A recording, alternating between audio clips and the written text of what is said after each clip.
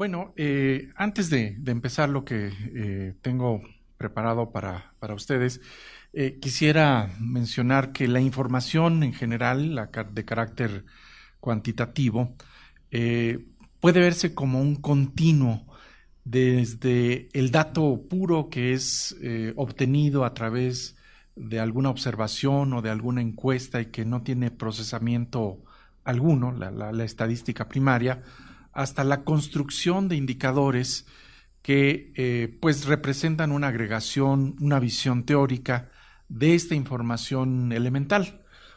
En realidad no existe una dicotomía absoluta de estadística primaria e indicadores elaborados, sino, como mencionaba, un continuo. Y en ese continuo se sitúa el indicador del cual les voy a hablar, que es el índice de desarrollo humano, que también por estos días, de hecho, en unos 10 días, va a cumplir su aniversario de 20 años. Y es lo que quisiera presentarles, lo que ha ocurrido con este índice de desarrollo humano a 20 años de distancia y un poco sugerirles qué es lo que va a ocurrir con este indicador con el próximo informe de desarrollo humano a nivel mundial que se va a presentar en el mes de noviembre. Comienzo con plantearles de dónde proviene este indicador de desarrollo humano que corresponde al enfoque de desarrollo humano. La posición teórica del Programa de Naciones Unidas para el Desarrollo en materia de desarrollo está planteada en términos de la teoría de Amartya Sen de lo que constituye el nivel de vida de las personas. Y este fundamentalmente puede analizarse a partir de dos fuentes. Primero, pensar que los individuos son agentes, es decir, son entes autónomos capaces de tomar decisiones, de priorizar sus metas, de involucrarse en ellas, de participar no solamente en sus propias metas, sino en las metas de los demás, una participación social, y en un contexto también de organización social que da pie a la noción de ciudadanía. El desarrollo es libertad en el sentido de autonomía de las personas, de que exista la posibilidad de que elijan. Pero también el desarrollo se concibe como libertad desde otro punto de vista, y este consiste en que los individuos cuenten con una serie de capacidades fundamentales para hacer ejercicio de esa autonomía. Estas serían las oportunidades de elección con las que cuentan las personas y los derechos. En la noción de desarrollo también está involucrada una noción de equidad. La misma libertad que tiene una persona, en principio debería de tenerla cualquier otra. Y las libertades deben de ser tan amplias como sean compatibles con iguales libertades para los demás. De ahí esta noción de equidad en el desarrollo. Si esta equidad la extendemos más allá de la generación presente, pensamos en las oportunidades de futuras generaciones, tenemos esta noción de equidad intergeneracional que da pie a la noción de sustentabilidad. Desarrollo es entonces libertad con equidad y sustentabilidad. Y una forma muy primitiva en realidad, pero una forma útil a final de cuentas de medir este desarrollo, corresponde al índice de desarrollo humano, al IDH, que toma las variables de salud, educación e ingreso y las resume en un indicador que va de 0, el mínimo logro en cada una de estas dimensiones, a 100% o 1, que el máximo logro en estas dimensiones. Más sobre esto en unos momentos. Simplemente para poner un contexto, en el caso de México, México está clasificado todavía como un país de alto nivel de desarrollo, y digo todavía porque los cambios metodológicos en la información que se va a presentar probablemente arrojen otro resultado, pero todavía se clasifica con un alto nivel de desarrollo, que quiere decir tener un índice superior al 80% de logros, 0.82 en una escala de 0 a 1 para México a mitad de la década. Estamos en el lugar 52 mundial, con un índice similar a Cuba, con un crecimiento moderado de este indicador, pero mayor que América Latina, inferior al mundial, pero parecido al de otros países con circunstancias similares a las nuestras. Un problema, sin embargo, es la persistente desigualdad. Bajo algunos cálculos, hasta 26% del nivel de desarrollo del país se pierde por la desigualdad con la que se presenta este indicador. Y esto ya nos comienza a dar una pista de por qué a veces la información de que México es un país de alto nivel de desarrollo es poco creíble. No es que no sea cierta la información, sino que se presenta con tal heterogeneidad que quizás solo alcanzamos a ver en ciertos análisis la parte más rezagada del país y no la parte más visible o a la inversa, y eso oculta pues la situación a través de un promedio. Parte de esas desigualdades son desigualdades debidas a las diferencias de género. Esto es contexto para lo que les voy a comenzar a presentar en unos momentos. Entrando en el detalle del índice de desarrollo humano. Bueno, ¿por qué referirnos a este indicador en este Día Mundial de las Estadísticas? La razón fundamental es que el índice de desarrollo humano es quizás uno de los usuarios más importantes a nivel mundial de la información primaria. Y no la altera en un sentido fundamental, no le hace cambios a la información misma, pero sí tiene un proceso de agregación de esta información para dar una visión alternativa del desarrollo a lo que ofrece el dato tradicional de Producto Interno Bruto. El índice de desarrollo humano lo que hace es comparar el valor observado de alguna variable, por ejemplo, la esperanza de vida que tiene una persona, y ve qué tanto se ha distanciado de la más baja esperanza de vida que en algún momento se ha registrado en el mundo.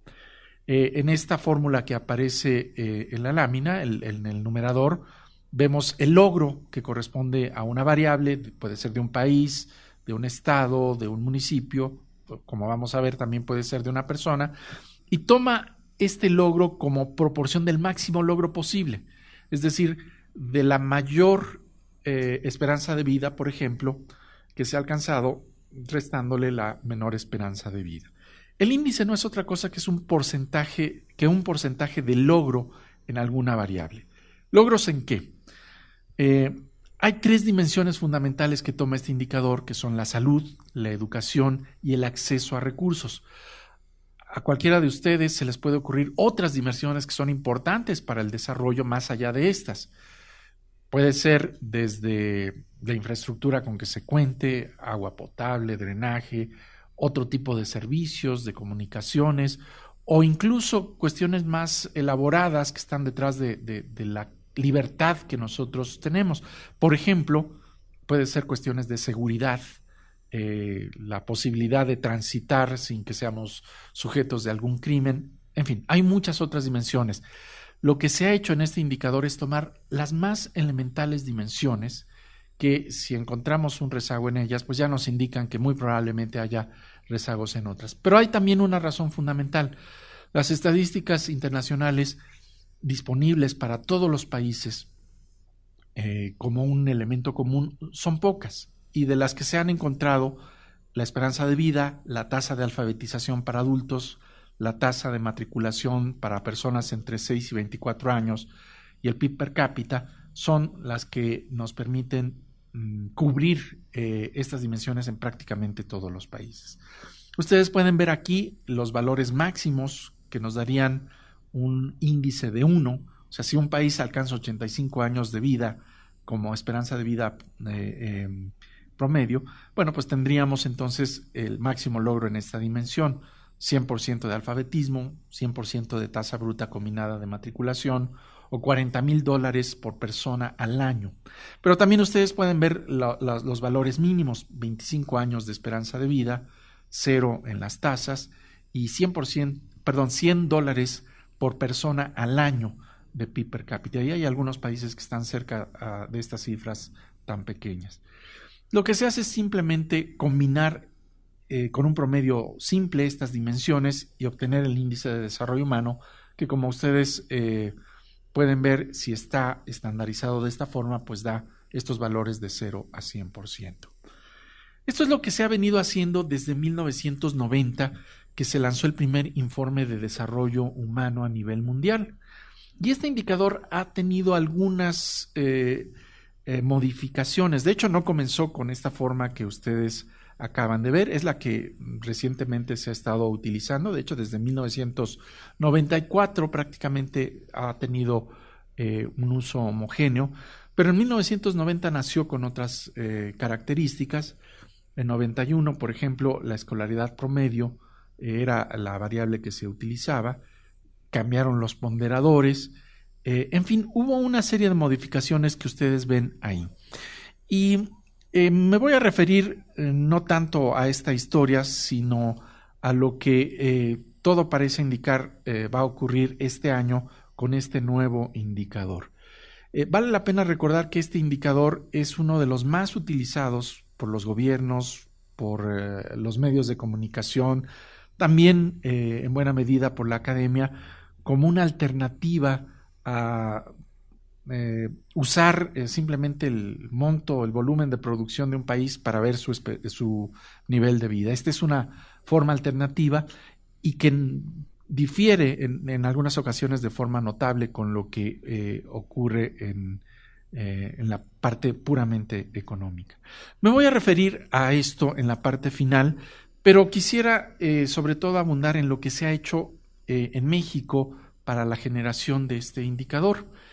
En México, en 1990, ya desde ese momento, existía la inquietud de ir al detalle de los países. Y de hecho, en 1992, por primera vez se hace un cálculo de este indicador más allá de México como país, sino también para los estados del país, no para todos ellos, y se comienza a ver que hay diferencias en este nivel de vida a un nivel todavía muy agregado que corresponde a los estados del país.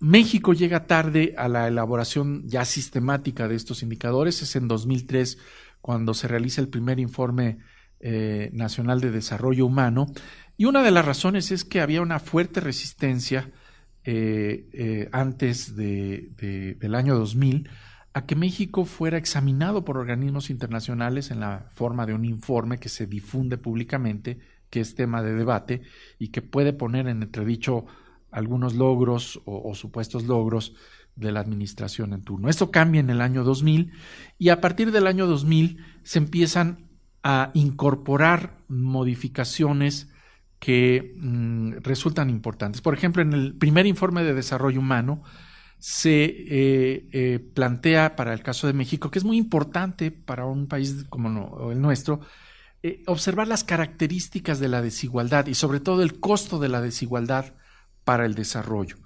Bueno, esta contribución que se generó en el año 2003, les adelanto, va a ser una de los elementos que están siendo propuestos para que se incorporen en el informe mundial, y es una contribución de México en este sentido.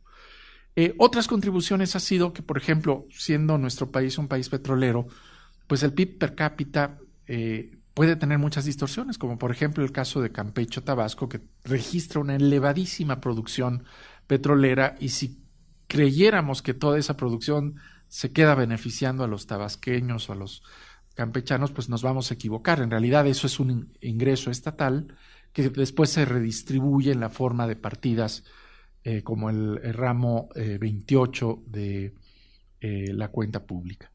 Lo que se ha hecho en el Informe de Desarrollo Humano Nacional es tomar en cuenta eso y tener un panorama de mayor realismo en cuanto a los recursos con los que cuentan los estados. Aún así, todavía tenemos una medición muy gruesa de esa dimensión de acceso a recursos. En 2004, sin embargo, se establece una simulación de lo que ocurriría con el desarrollo humano si se incluyera la seguridad pública, en este caso la criminalidad que corresponde al fuero común, lo que atienden los estados y que no corresponden a delitos federales. La mayor parte de los delitos son de este tipo. Los asesinatos lo son, por ejemplo, y esa es una de las fuentes de criminalidad más elevadas. El robo común y de muchos tipos es también un delito del fuero común. Y se encuentra, por ejemplo, que al introducir esta variable hay sorpresas en el ordenamiento de los estados. El Distrito Federal, que aparece casi siempre en primer lugar en desarrollo humano por mayor educación, salud y también ingreso, cae 9 lugares por la situación de inseguridad si se incorporara como parte de la medición del desarrollo. Y así hay otras sorpresas. Estados con baja criminalidad, como Baja California, por ejemplo, Baja California en el tiempo en el que se hizo esta medición, quedaba en una mucho mejor posición. Bueno, más adelante se incorporan otras dimensiones más específicas como tratar dentro de los indicadores de género, por ejemplo, este índice se puede calcular para hombres y mujeres. ¿Qué ocurriría con el desarrollo si incorporamos como un elemento la violencia contra las mujeres? Si incorporamos información para los estados del país que provienen de encuestas que registran estos episodios de violencia, encontramos también que hay modificaciones en el ordenamiento de los estados. Y aquí, por ejemplo, nuevamente refiriéndome al Distrito Federal, el Distrito Federal tiene una mucho mejor posición a través de este indicador que lo que correspondería a poner únicamente el tema de seguridad pública. Otro ejercicio que se ha hecho dentro de los informes de desarrollo humano es ver cómo se redistribuye el índice por efecto de la migración. Y esto se hace de una manera, teórica, imaginando que ¿qué ocurriría si las personas que han sido registradas en cada uno de los estados del país y que se sabe que provienen de otro estado, las regresáramos estadísticamente a su estado de origen? ¿Cómo se redistribuiría el índice de desarrollo humano? O puesto de otra forma, si hacemos este escenario y después comparamos lo que ocurrió con la migración, estamos viendo el efecto de la migración sobre la distribución en el desarrollo humano. Y lo que ocurre es que casi todos los estados del país, exceptuando 3 estados, Quintana Roo, Yucatán y algún otro, disminuyen su índice de desarrollo humano por la migración. No es que la migración tenga consecuencias adversas para las localidades a donde llegan los migrantes o para los propios migrantes. No, lo que ocurre es que un migrante, por ejemplo, con bajo nivel educativo, va a colocarse generalmente en un estado con un alto nivel de educación y cuando llega a ese estado, pues simplemente baja el promedio.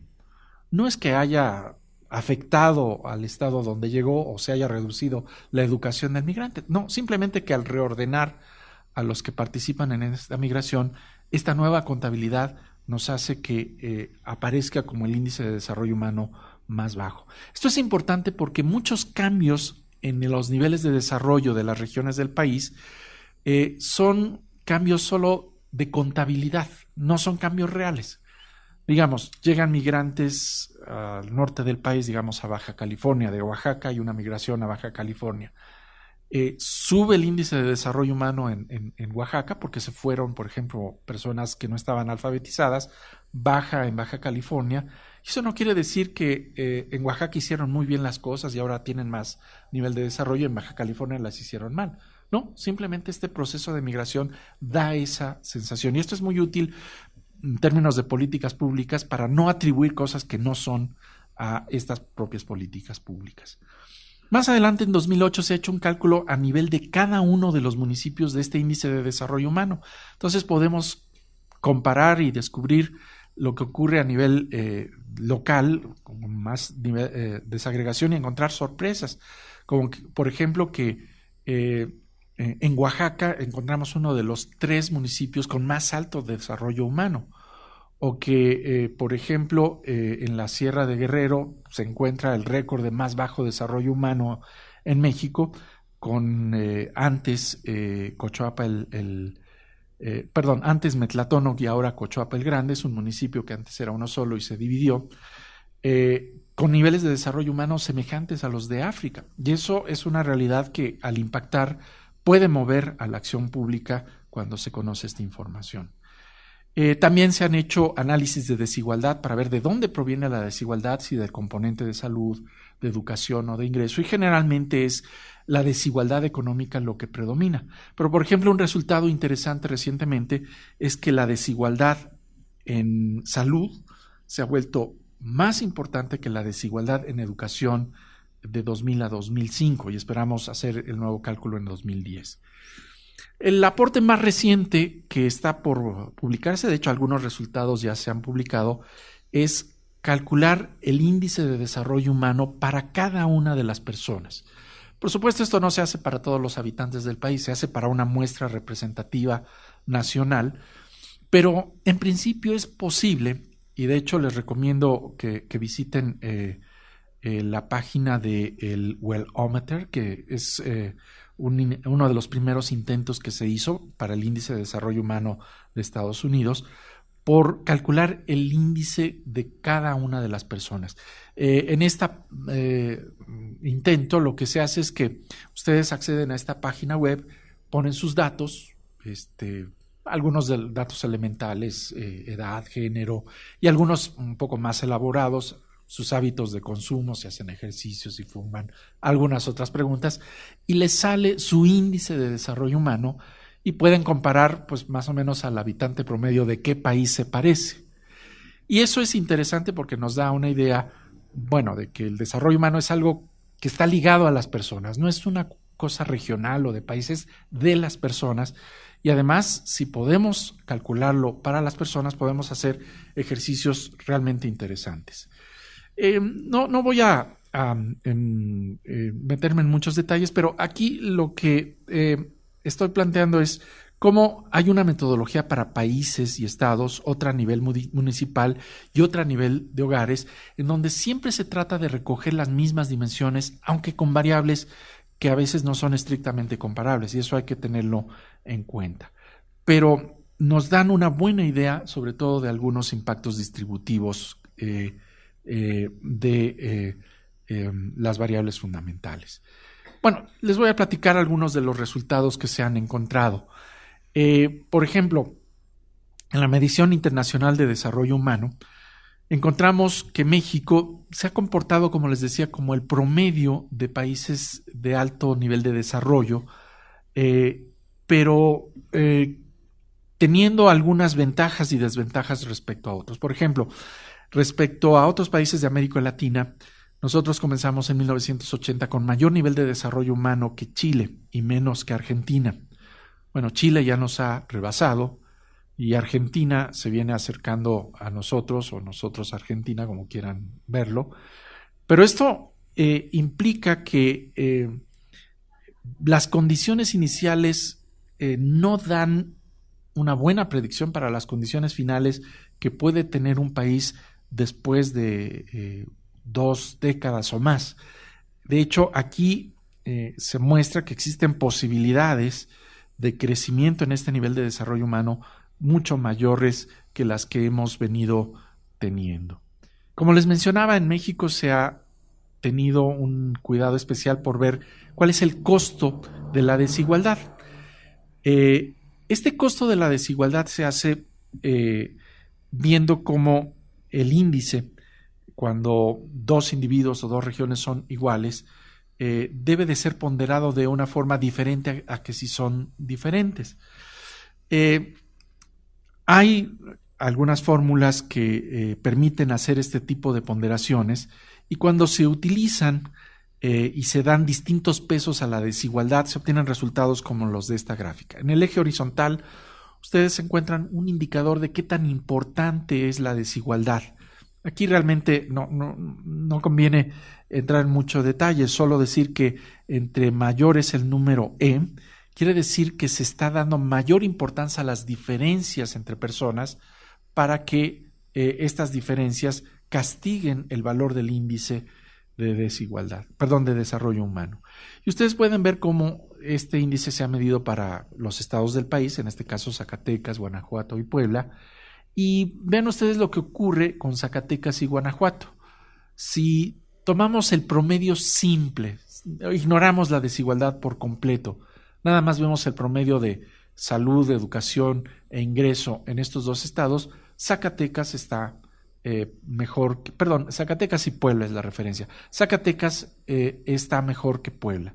Sin embargo, si empezamos a dar más peso a la desigualdad, como hay más desigualdad en Zacatecas, podemos llegar a tener que en realidad Puebla está mejor que Zacatecas porque contiene menos desigualdad sus indicadores.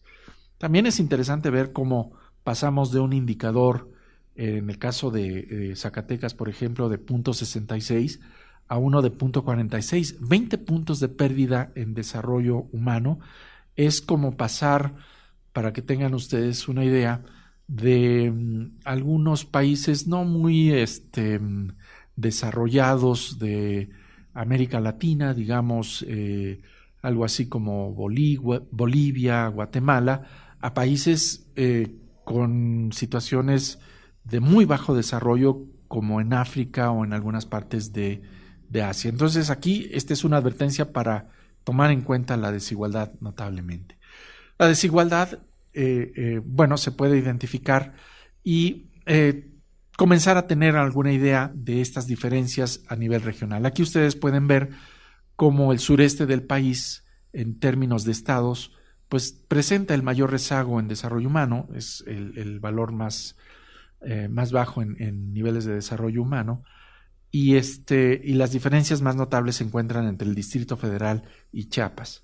Pero la zona norte del país tiene el mayor nivel de desarrollo humano, seguida de la centro y noreste, y al último la región sur. Aquí ustedes tienen el mapa de las diferencias en el ámbito municipal. Los puntos rojos o las zonas rojas son los más bajos niveles de desarrollo humano y como se puede ver, pues aún en el norte del país, en estados de alto nivel de desarrollo humano, precisamente por la desigualdad que les comentaba, presenta situaciones alarmantes. Aquí tienen ustedes los municipios o delegaciones, en el caso del Distrito Federal, de mayor y menor desarrollo humano. Benito Juárez obtuvo el mayor nivel de desarrollo humano en la última medición y Cochoapa el Grande el más bajo. Y miren con quién se comparan. Benito Juárez con los países de ingresos altos de la OCDE. De hecho, la comparación más concreta es con Alemania, pero recuerden que estamos tomando únicamente educación, salud e ingreso, no otros factores. Y Cochoapa el Grande se compara con los países de África subsahariana. Y esto representa pues una enorme distancia entre estos dos lugares. Para el 20 aniversario de este índice de desarrollo humano, y partiendo del enfoque de desarrollo humano, se ha tratado en el caso de México de ir al cálculo de este desarrollo humano individual. Y aquí se tiene un primer cálculo de qué es lo que ha ocurrido con el nivel de desarrollo humano para los distintos estratos de ingreso. Y ustedes pueden observar que hay una relación positiva entre pasar de un bajo estrato de ingreso a un mayor estrato de ingreso, pero no es una relación lineal. Esto quiere decir que no se puede sustituir los indicadores no monetarios por el ingreso como, digamos, señal de desarrollo. Pero a pesar de que no se alcanza a apreciar por completo en esta gráfica, uno de los resultados notables es que entre 2006 y 2008 se han registrado aumentos en el nivel de pobreza del país y, sin embargo, si ustedes toman en cuenta lo que ha ocurrido con los estratos más pobres, sobre todo los primeros dos estratos, en términos de desarrollo humano han mejorado estos estratos. Si nosotros vemos las cifras de pobreza monetaria, el país está peor, pero si vemos este indicador no monetario, en esa etapa de aumento en la pobreza ha mejorado la condición de salud y de educación e incluso en algunos casos la de ingreso. Eso entonces ya nos da un panorama diferente a muchos de los indicadores tradicionales. ¿Qué es lo que viene hacia el futuro? Bueno, aunque el próximo informe de desarrollo humano mundial todavía no se ha dado a conocer, ya se han dado a conocer los documentos de apoyo que alimentan a este informe. Y lo primero que parece que se va a incluir en este informe es que en lugar de tomar un promedio simple de los indicadores de salud, de educación y de acceso a recursos, lo que se va a hacer es hacer un promedio geométrico. ¿Qué hace un promedio geométrico a diferencia de un promedio normal? Lo que hace es que cuando se presentan desigualdades en las dimensiones, se castiga el nivel de desarrollo de un país. Por ejemplo, les voy a poner algo totalmente inventado, pero que nos da una idea de por qué hacer este cambio. Imagínense que un país, no sé, descubre, no sé, yacimientos de uranio que son extraordinariamente valiosos, son tan valiosos que tiene 50 veces el ingreso promedio de Estados Unidos. Bueno, en la dimensión de ingreso ese país se vuelve extraordinariamente rico.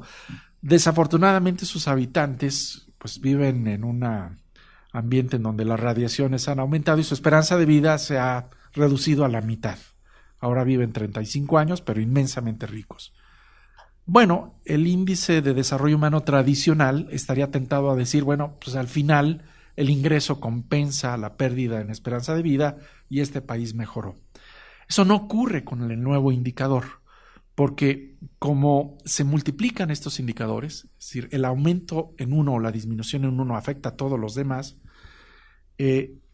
por más que se duplicara o triplicara el aumento en el ingreso, el castigo que recibiría por la esperanza de vida sería tal que hablaría de una reducción en el nivel de desarrollo final.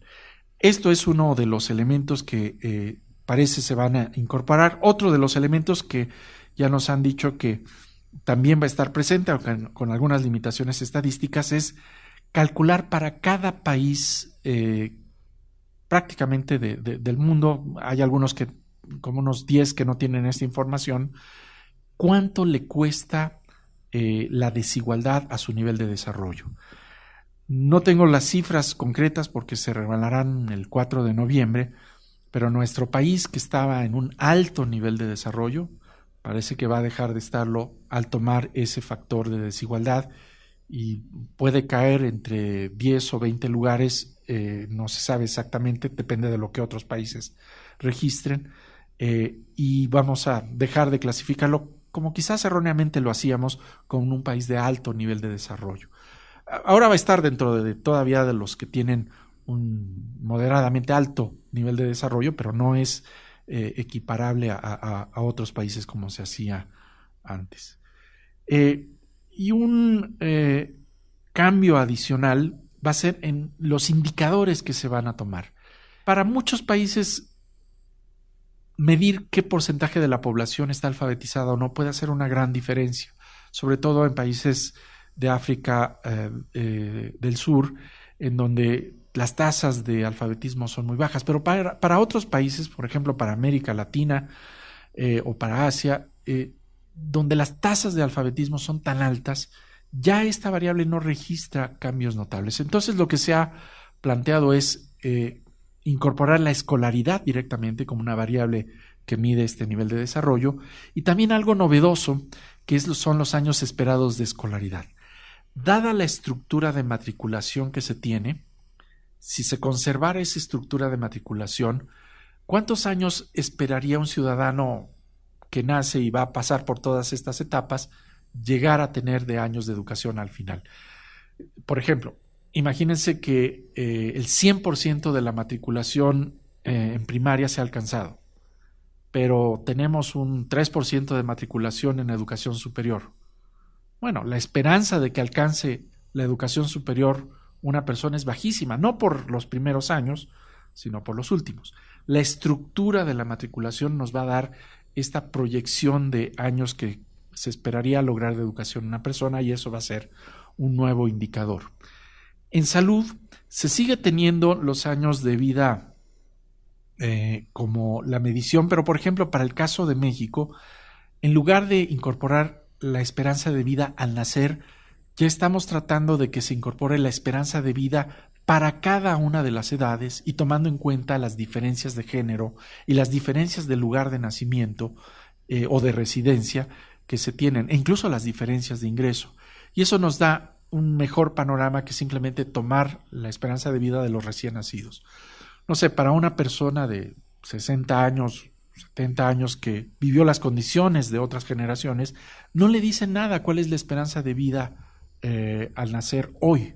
Le dice mucho su esperanza de vida, dadas las condiciones tecnológicas de acceso a servicios de salud, etcétera. Eso es lo que tratamos de incorporar, por lo menos en el caso de México.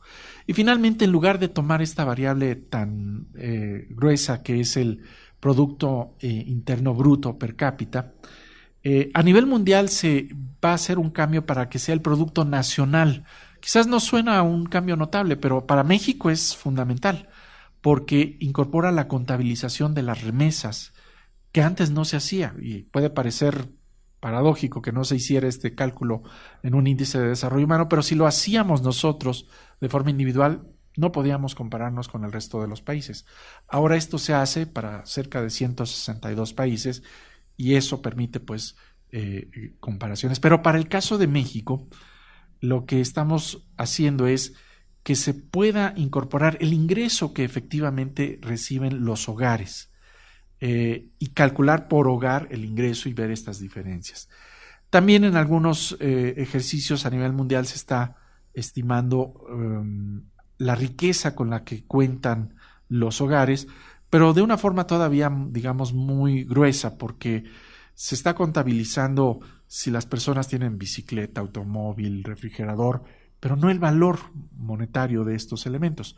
Se hace un indicador de este grupo de activos que nos dan una idea de si tienen más o menos, pero sin tener el valor económico es todavía una aproximación muy, muy limitada de con cuántos recursos cuentan, cuántos recursos han acumulado.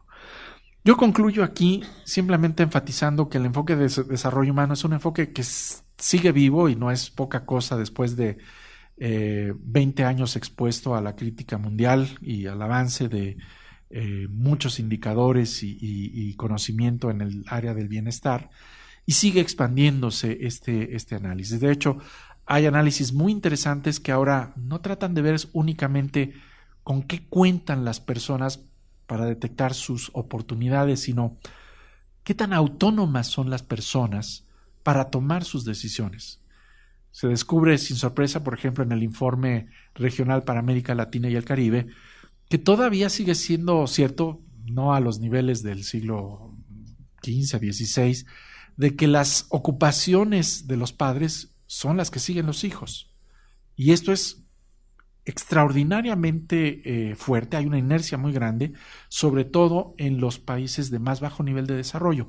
Esto habla quizás de limitaciones para escoger, pero también de que hay limitaciones para cultivar la autonomía de los individuos para que escojan dentro de un abanico más grande. También debo de comentar en esta parte final que el índice de desarrollo humano ha sobrevivido estos 20 años y ha incorporado algunos cambios cruciales. Cada vez es más difícil que este índice pueda reflejar la enorme complejidad del bienestar, pero sigue siendo útil, sobre todo para detectar situaciones críticas, no únicamente en África o en el sudeste de Asia, sino en México, en donde al tener un mapa municipal resaltan algunas zonas que a veces no las podríamos haber detectado simplemente con un análisis de ingresos monetarios. Y también existe una agenda prometedora para el futuro, porque se van a seguir incorporando elementos de agregación, cambios en las variables, que hablan de que es posible que este indicador arroje un panorama ligeramente diferente de los logros mundiales y de los logros de cada país a partir de estos aportes metodológicos. Pues yo concluyo aquí y agradezco pues su atención. Digo, como toda metodología, ¿no? Implica el agrupar variables. ¿Habrá algún sesgo por ahí detectado que la forma en la cual ustedes hayan resuelto, o al menos Naciones Unidas? Bueno, debo decir que estos indicadores se basan en información oficial y a partir de la calidad de la información oficial es que también se deriva la calidad de la información del indicador. Quizás el sesgo más, digamos, complicado de manejar es el sesgo petrolero, el sesgo de cómo se distribuyen los ingresos que claramente están generados en un par de estados, aunque pueda haber otros sesgos que todavía no investigamos lo suficiente, similares a los del petróleo, pero creemos haber corregido esta situación y sobre todo cuando ya calculamos el ingreso de las personas, que es el ingreso que finalmente recibieron neto de impuestos e incluso contabilizando transferencias públicas, pues ahí ya el sesgo petrolero desapareció, pero al analizar municipios y sobre todo estados es algo que sí ha sido complicado. Cuando apliquen la nueva metodología para el cálculo del IDH a nivel estatal, esto va a tener impactos en algunos programas del gobierno federal en la repartición de dineros públicos. ¿Qué nivel de colaboración están teniendo actualmente con el gobierno federal y principalmente con el Congreso de la Unión, que es quien define las fórmulas o las aprueba al menos, para que esto no impacte de un periodo al otro? Bueno, dos cosas. El cambio metodológico, los cambios metodológicos que se avecinan van a tener primero cambios en los países, a nivel de país. Y para México le va a resultar sorpresivo ver cómo estaba en la orillita de los países de alto desarrollo y cae bastante. Eso ya puede cambiar el discurso de cómo está avanzando o dejando de avanzar el país respecto al exterior, ¿no? Bueno, ¿qué estamos haciendo como conjunto? En cuanto al gobierno federal, el gobierno federal tiene actividades con el Programa de Naciones Unidas para el Desarrollo en la forma de informes de desarrollo humano regulares. El próximo informe de desarrollo humano va a ser sobre gasto público en México. Todavía no va a incorporar esta metodología, aunque va a haber un apéndice que nos diga pues, más o menos cómo se compara. Lo que vamos a observar ahí es que este primer análisis del gasto público pues, va a tener que reelaborarse con los nuevos indicadores, pero tampoco prevemos cambios extraordinariamente grandes en los resultados cualitativos básicos, que es una enorme regresividad del gasto público, que, bueno, se salvan 3, 4 programas del gobierno federal. Quizás lo más interesante en este informe que va a aparecer, porque no nada más es el gobierno federal con el que se trabaja, es que la asignación que hacen los estados a sus municipios es igual o peor que lo que hace el gobierno federal. Entonces ahí tenemos otra agenda que actualizar con los nuevos indicadores. Pero sí hay una colaboración sistemática para que esto se vaya incorporando y se den nuevos resultados. Por cierto, antier se acaba de presentar uno de los últimos informes de desarrollo humano para el país, que es el informe de desarrollo humano para los pueblos indígenas, que está disponible en la página web del PNUD. Y ahí ya se adelantan algunos resultados de la regresividad del gasto público. En cuanto al tipo de información que ahora se va a recolectar, o sea, me refiero ahora sí que al revés, ahora no solo de la información disponible al índice, sino el índice afectado de alguna forma, el que al menos se empiece a repensar el tipo de información que se debe de recolectar, ya sea a nivel mundial o por lo menos en nuestro país. Sí se ha tenido efecto. Por ejemplo, el informe de desarrollo humano sobre calentamiento global generó la necesidad de nuevas estadísticas que incorporaran pues la pérdida de riqueza por efecto del cambio climático. Por supuesto que es muy difícil atribuir al cambio climático esta pérdida de riqueza, pero sí se puede identificar la pérdida de capital natural y, por ejemplo, en algunos casos, asociar a desastres naturales a pérdidas de desarrollo humano e indirectamente al desastre, al cambio climático. Y sí se han mejorado algunas estadísticas, por ejemplo, de cómo se observan y se registran los desastres naturales, cómo se registra el PIB per cápita y el capital natural dentro del PIB per cápita. Y en el caso de México, creo que el impacto ha sido mucho, en términos estadísticos, de la estadística demográfica. Demandamos mucho, por ejemplo, la información de esperanza de vida por estados algo que nos pueda ayudar a aproximar esto por municipios y también ahora por grupos de edad. Y con CONAPO ha habido una colaboración muy estrecha para que generen esta información. Esta información, desafortunadamente, nos la dan a nosotros, pero se puede hacer pública y la única cuestión que hay que hacer es solicitarla. Gracias a ustedes.